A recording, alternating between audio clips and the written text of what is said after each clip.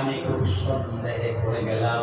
বলো বলো বলো এটা কি দাদার কাছে বলো তুমি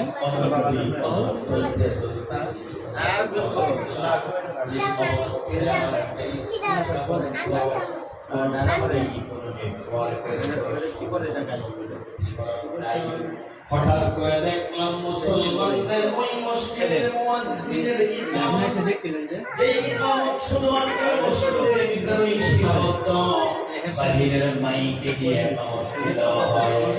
এখন শুনতেছে আমি ওই চাঁদের উপরে শুনতে গেলাম, নারায়ণগঞ্জ মাদ্রাসার পাশে এটা সত্য সত্য এক আল্লাহর দাওয়াত, এতে কোনো সন্দেহ নাই।